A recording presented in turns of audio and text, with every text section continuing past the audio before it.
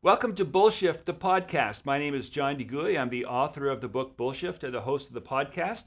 And in this podcast, we talk about behavioral quirks and behavioral finance as it pertains to retail investors. It's the sort of thing that a lot of people should know more about and don't often think about.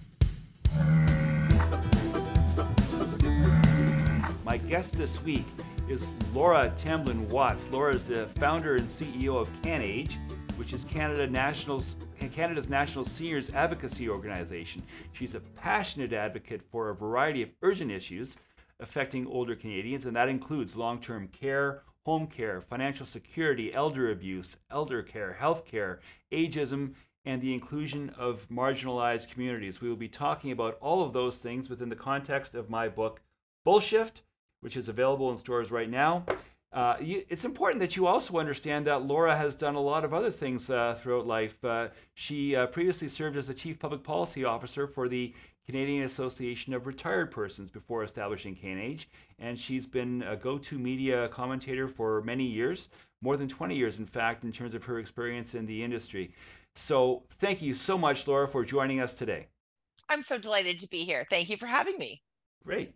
Let's jump in, and I want to ask you the open-ended question, which is the sort of thing that the people listening today might be wondering, and that is, why do seniors need advocates? Aren't there a whole lot of seniors already? Yes, there's a lot of older adults and there's lots more coming, which is actually one of the big reasons why we do need seniors advocate. Let me give you a couple of little stats to kind of put it in sharply. In 2020, there were more older adults than there were children, and that's now, of course, even increased in terms of its delta. We had one pediatrician for about every 2,100 people 17 and younger. We have one geriatrician for every 21,000 seniors. This is also very crisply seen when we look at where money goes. Listen, I've got kids. I want kids to be taken care of. That's not my concern. But when the Trudeau government, for instance, just started out, they appointed 4 ministries that dealt with children and youth, including one the Prime Minister also held. And there was not a single person with seniors in their portfolio. We didn't get a minister of seniors until the re-election, as a matter of fact. We consistently undervalue and undermerit the role that older people play, and we have very few protections and supports from them, despite what may seem that there is a lot. In fact, not a lot. Right. Okay. Well, that's good because I wanted to lob that one over the plate to ask you because I was pretty sure that your answer was going to be something like what you said. And so I wanted to follow that up then with the phrase that people use often in the financial services industry, which is take a long-term view. And I'm wondering about, with your experience with seniors, if you're saying that to someone who's already over 70 years old, how do they feel when they're in the later stages in life and already retired and someone tells them to take a long-term view? What does it mean to them and how do they react? Well, it's really interesting because it could mean many different things depending on what that person thinks about aging themselves. So I'm at the moment 51. And when I sat down with my financial planner, about 10 years ago, with a very good reputation and an acronym that everyone on the street would know, one of the questions that I asked them when they put up the very pretty looking PowerPoint presentation is, what is the age of death that you're assuming when we're creating this long-term financial plan? And they kind of looked a bit flummoxed when I asked that question, and they went in and looked at the actuarial information, and I saw that 85 was the assumed age of death. Now, that's not unreasonable, I guess, in the idea that that is about the average age of death for Canadians. But I said, look, KYC, know your client. My grandmother lived till 94. She went through a couple of wars and a depression. My grandfather, who had a terminal illness, actually lived till 89. Everyone in my family lives forever. My parents are mid 80s. So I think we should probably push that number out a bit. So, a person who's 70 years old, depending on their health and medical condition, may be planning to live to 100, as my kids are expected to do. On Mhm. the other hand, depending on what they're thinking about, they may be planning for a more short term kind of deal. So, the know your client piece is going to be really important. And it's not just about risk thresholds, it's actually about the person and their health and well being. Right. And there are actuarial assumptions that are now being a little more clearly communicated, which perhaps wasn't the case 10 years ago. So FP Canada, which is the probably the organization that you might be of sort of halfway referencing there a few moments ago, puts out assumptions guidelines every year in terms of rates of return and whatnot. And we'll be getting to that later in this podcast. But they're actually telling people that they should be planning for life expectancy to age 95. Yep. And And, that is resonant with, I think, some changing attitudes towards longevity and yeah. understanding. And maybe I'll just share this with you to give you a little bit of humor about longevity. When we think about the number 65, many people don't realize it's a completely arbitrary number. And the reference around it is quite funny. So the story goes, and that's been told enough times that I think it may actually be true, but the story goes that it comes from Otto von Bismarck. Yes, that Otto von Bismarck, the one that you learned about in grade 10 history back in the day.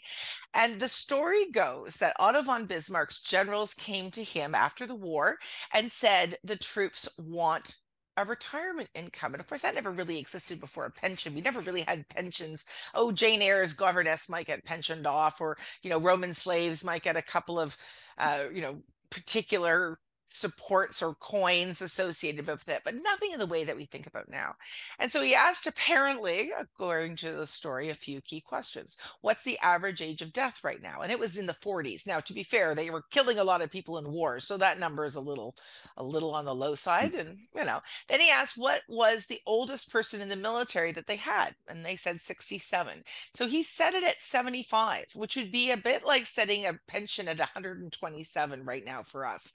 And then after 10 years of never paying a single pension, when he needed to get out of a political problem, he lowered the age to 65, and we've been stuck with it ever since. So when we were creating CPP in Canada,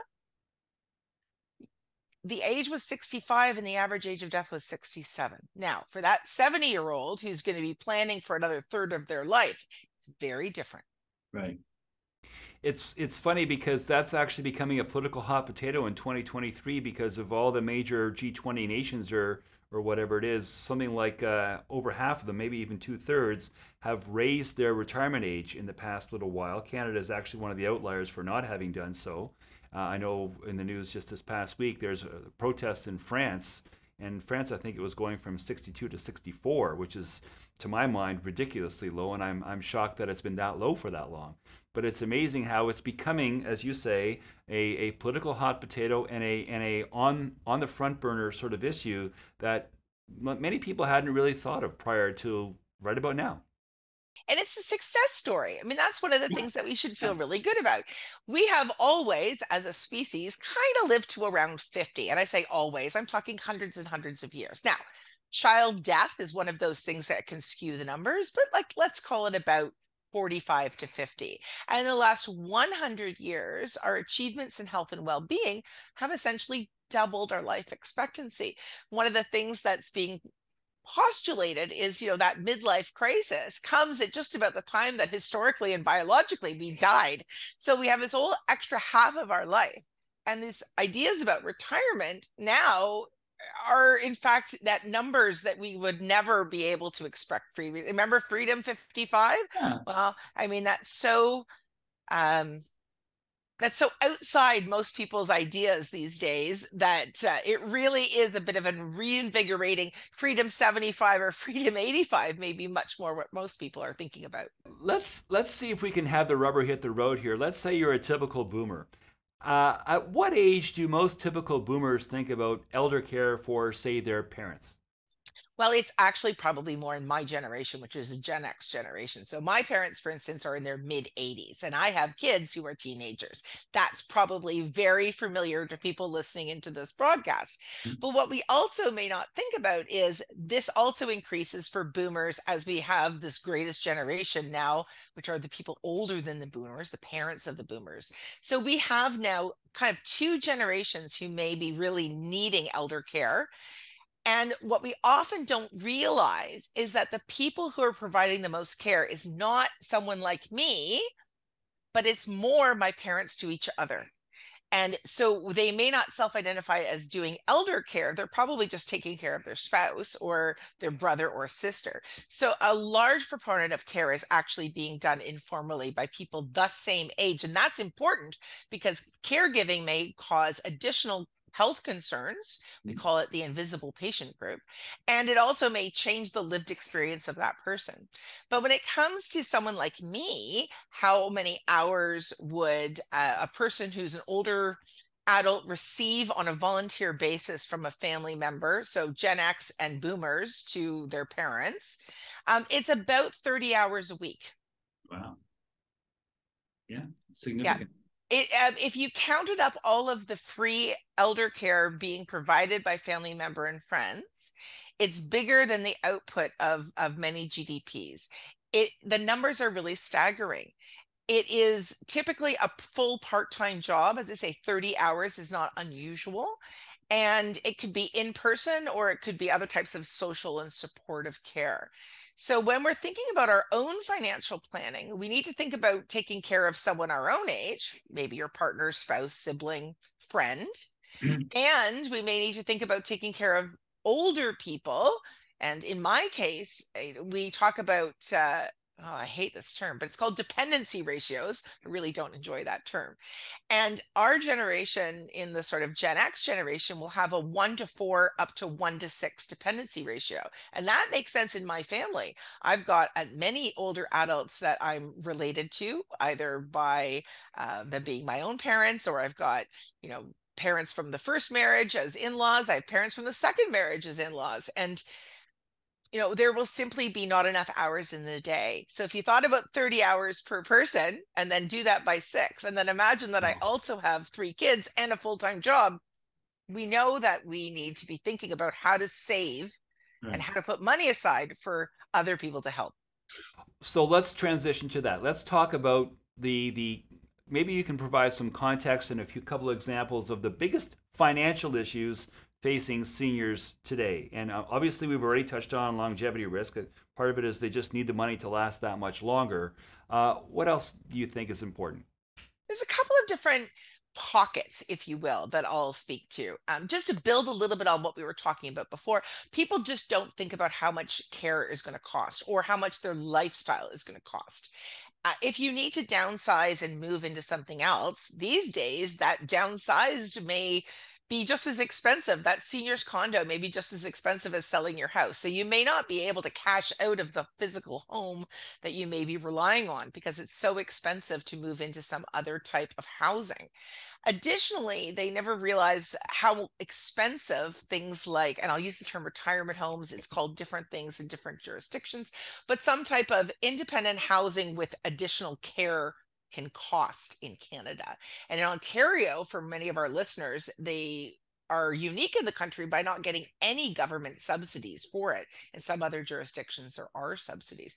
It is not unusual for a person to be paying somewhere between $4,000 and $8,000 a month to live in like a retirement home. And if you want super luxury, you can spend as long as a piece of spring. I mean, I've seen $15,000 a month. And that's just baffling. Most people could never imagine being able to spend that much money. So we have to think about that.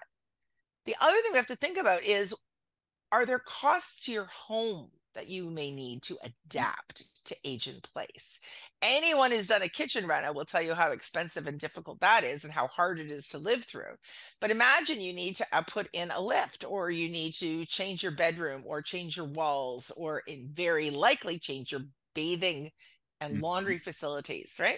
And it can hard to find contractors that know how to do the aging in place stuff. So there's a whole home reno piece to aging in place that people don't think about. They think about renovations as something younger people want to do to spruce up the house. But there are some financial supports through the government, federally and provincially, to help with that. But they're not as well known as they need to, and they certainly don't cover enough. And that, like, Right. you might need a ramp to get into your house, right? Right. That can help. The third piece that I would offer is, we are really debt laden as boomers, and I'm a Gen Xer. I'm debt laden too. Don't get me wrong. Did you not hear about all the expenses that I have? But it's not unusual for a Gen Xer to be debt laden. It is unusual for somebody retiring Mhm. to be so debt laden. And the boomers are the single most indebted generation that Canada's ever had. So we end up with stories like the one I'm going to tell you. I was chatting with a person who was in their 70s, and they were still working, but not a lot. And I asked them what they did in their life, and they said, I'm a waiter. And I thought, oh, that's a really interesting job for somebody in their 70s to be doing, out and about serving food. Oh, no, no, they said, not that kind of waiter. I don't work in a restaurant. I'm waiting for my parents to die. I'm waiting for my parents to die. I have to say, I had a hard time keeping my face neutral. Um, and what we've seen is that expectations are that people will inherit, is the only way that they themselves are going to be able to retire. And that, well, first of all, I think it's morbid. But second, Yes. besides any type of social norm associated with that, it's also not good finances. People Right. can leave their money anywhere they want, and they may be quite surprised to find out that many more people are leaving money to charities or legacies than they are to family members, proportionately. The last thing I will just offer is, I think people aren't thinking about how long that longevity purpose connection really needs to go for. So folks will understand that when you maybe do move into retirement, you have these ideas about what it's going to be, right? You're going to travel the world, you're going to backpack, you're going to, I don't know, do all the things that you're going to do. But the reality of the circumstance is, when you're older, you may have frailty, ill health.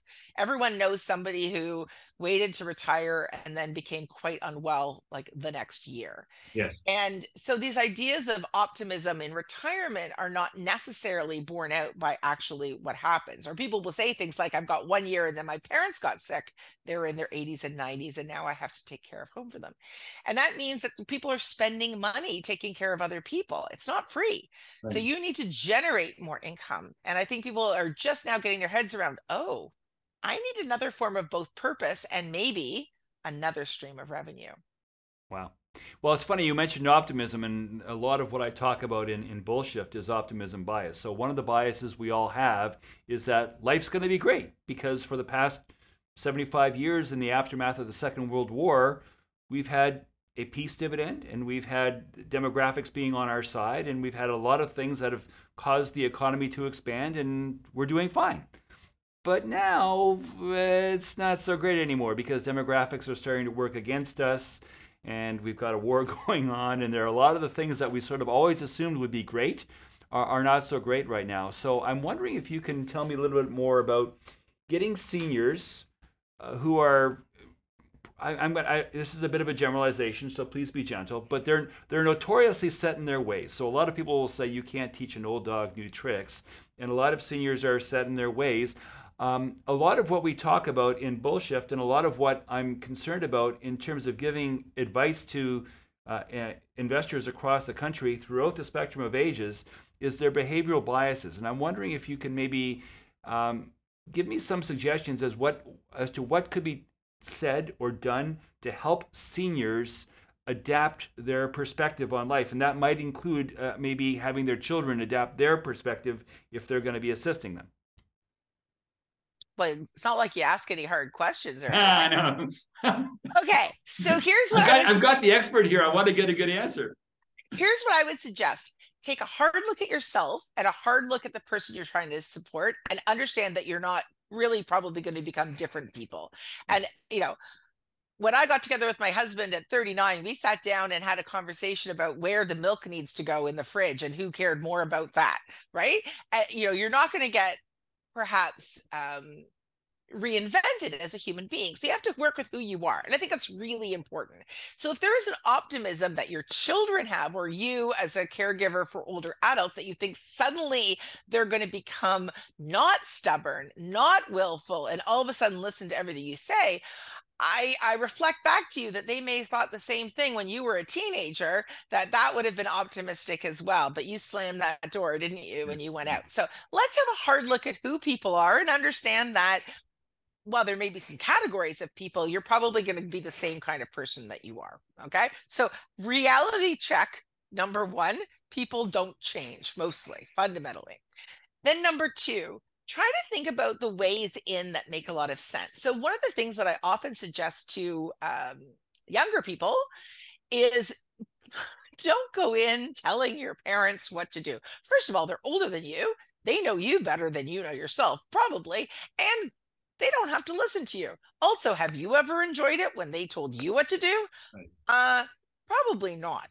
So go in thinking about how to respectfully bring up a conversation.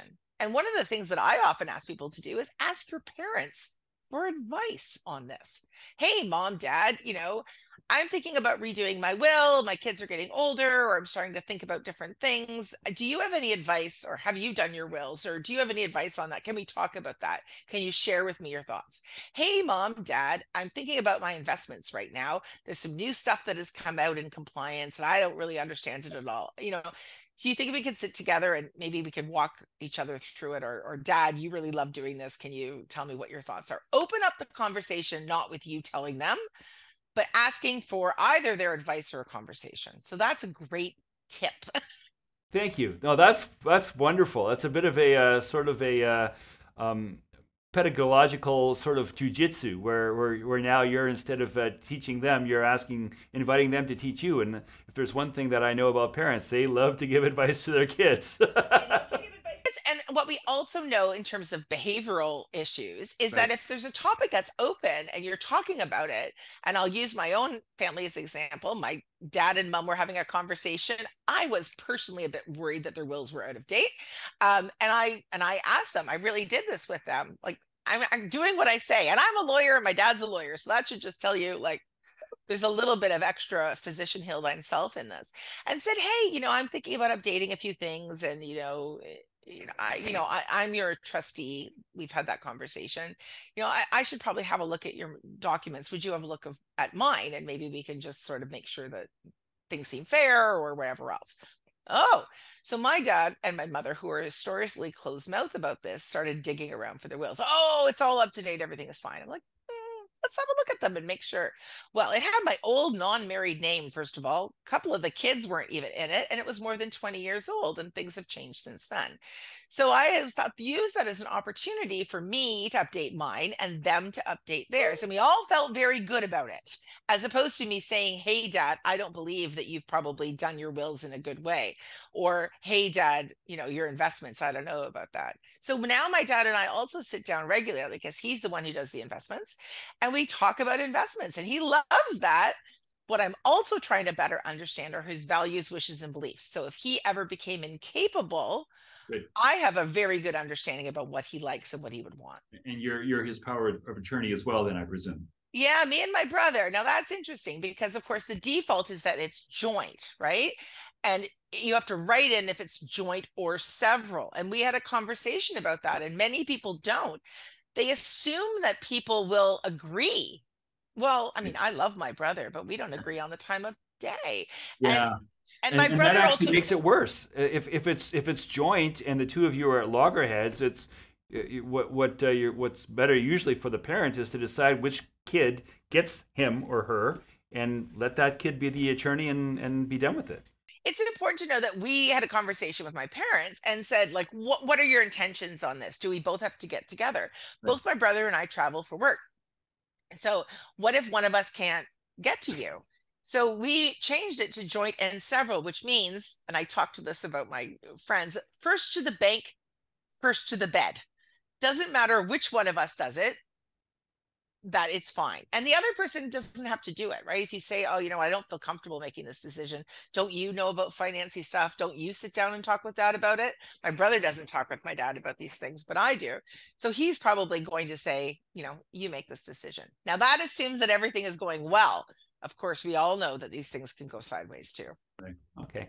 Now, the last question before we get to the closing part is about something which is maybe a little less optimistic, and that is return assumptions. And I know you're not a financial planner, but when you deal with people and they have a sort of a rosy outlook on what they might be expecting down the road, and in this case, a rosy outlook means the money will last as long as they do, and that's because they're planning to be dead before they turn 80, and in fact they live to be 95. So already rosy can be defined in a couple of different ways. In some cases, rosy means dying early so you don't run out of money. But at any rate, if assume that everything else is properly calibrated in terms of having the awareness of how long you're likely to live, what do you tell people they should be expecting as an expected rate of return for, say, a 60-40 portfolio? I don't think you go in with an express number, but maybe do you give sort of generic high-level guidance as to what people should be thinking about? I really go in a slightly different way because I figure the financial planners are going to do that. So when I'm talking to folks, I also talk about frauds and scams, by the way. Right. So it's really, really important because when we're talking about rates of return or anxiety about longevity, people who feel more worried will often pursue things that actually turn out to be frauds and scams. So that's part of your optimism bias. If you're worried, that rate of return of 15%, which doesn't sound crazy. It's not like 70%. I think it sounds high, but it's within the idea, is going to be more appealing than putting your money in a bond, right? And so if you're anxious, you're more likely to take some risks too. So that's going to be important. We talk about that. I also say, let's talk about, really your what ifs and where are your assets. So rates of return, yes, but also what's your asset base accumulating at this point, probably, unless you're like my grandmother who made money on the day she died because she put all her bets in booze. Even though she was a teetotaler, she had no problem profiting off of them. But most people are deaccumulating. And so we look and see what are the assumptions that you have about your assets as well. Lots of people think I'll sell my home and that will be my retirement, which, some cases it might be. If you're selling at a very high rate and buying somewhere very, very cheap, or not buying anything at all, you're moving into a secondary home that's paid off. But for most people, we have to say, like, let's be very conservative. And particularly in this climate where interest rates are climbing and the consumer price index is skyrocketing, anyone who's tried to buy bananas lately will almost have a heart attack. Now, I put alongside their thinking some assumptions, right? What is your rate of return given these assumptions? What about if the interest rate goes to 8%, right? Which we were 7.7 there for a bit. What if we are having greater concerns about instability of supply chain? And we can have those conversations now more because of COVID, because we have seen things go upside down. Right. Yeah, I've actually seen little cartoons where the woman says to the man, "Hey, honey, why don't you take me somewhere sexy?" And then the next frame, somewhere expensive, and the next frame has them having dinner in the food aisle beside the eggs, because because that's what's expensive these days. Is that what's expensive these days? And for older adults who would be, in their 90s more, this is not so shocking, like your Right. grandparents or your great grandparents, because they went through some real dips. For a lot of boomers, they may remember very high inflation rates. I remember, when Mhm. mortgages were 18, 19%. But many people don't, or they've somehow thought that that doesn't apply to them anymore. And that's really catching younger people in addition, right? So, Right. what comes up comes down. It's just been down for so long. Right. So I think it's really a time to act question as well. If they are looking at deaccumulating and they are worried about things, start talking about what they want out of their life. And it may be the time to move earlier or do things earlier if you think that your assets are going to go on the decline. Good to know. Okay, thank you. So, Laura, we're at the point now in the podcast where we always like to ask my two favorite questions. The two segments are, the first is "That's Bullshift," and the second is "Shift Happens." So, "That's Bullshift" is where I invite my guests to say what it is that's on their mind that they think could be done differently. And I'm hoping that you can take wear your seniors hat, advocacy hat, and say, this is what I wish we could. This is what really bugs me about the way things are working with seniors getting financial advice in Canada. What do you got? Disclosure. Oh gosh. Okay. Disclosure. If I could change something, it would be disclosure. First of all, more words does not mean better understanding. First of all, I think more words usually means lack of understanding. Mhm. Second of all, there's been analysis of terms and conditions laws in Canada, and it requires more than a PhD or a PhD postdoc level to understand terms and conditions. Nobody understands them, really. Okay. And there is no font that is appropriate for most people to read. We don't use scenarios in an effective way, which is what we're talking about now. If you did that, here's some scenarios of what could happen. Trailing commissions. Well, don't get me started on trailing commissions. People being given poor advice is less of a concern for me in many ways. If you're advice seeking, most people don't give you terrible advice. They may give you more conservative or slightly more risky advice, but disclosure about where they get money and when they don't get money, or fee only options, like that whole thing, I think people just have a very poor understanding. So I would change all of that. I would have disclosure being competency based. They'd have to show you that they understand it. I think that everyone needs training in how to do disclosure, like actual competency-based training. I think that we need to have age-friendly environments so that people can hear the disclosure, hear the conversation, see the words, have an opportunity to reflect and change your mind for cooling off periods if they don't. So these are some of the things that I think would be really important. Great. That's really helpful. I haven't heard that before, and I think I echo your concern. So that's wonderful. The Oh, second and half. standardized disclosure. One more thing. Okay. Standardized disclosure. It should be the same disclosure across all product lines, so people don't get different funny terms and conditions. And frankly, before they buy crypto, I think that they should have to pass a test. I'm a little bit joking there, but not really. Buying things like crypto or untethered or unbacked type of currencies should have to show that you understand what that is. Think about what you have to do to buy a ski lift ticket. I think that's kind of the type of disclosure that's needed when you're buying something as risky as things like crypto. Good. Okay. So the second half then of what I do at the end is an opportunity for you to fix the problem that you've just identified, and that's called shift happens. So now you get a chance to take the problem that you just identified with that's bullshift and find a way to shift it and to have something happen to make it better. If you could solve the problem that you just that you just explained, so the disclosure problem. You've said that you want it to be consistent. You wanted to see it done more often. Specifically, tangibly, how would you do that? How would you make sure that people were being protected as a result? I would recommend that the regulators create what's called an easy English based descriptor. Easy English is a type of language that's at a grade 3 level. The average age of in Canada is somewhere between age 3 and 6. Most newspapers are at a grade 5 or 6 level. The Globe and Mail is more like at a grade 9 level. Anything more than that, people don't understand. And because they're afraid with their money, it should be between a grade 3 and 6 level. We have the ability to do that. We just never have. We hide behind all kinds of fancy lawyer words, and I say that as a lawyer. Everywhere. Okay. Yeah, right. So fair enough.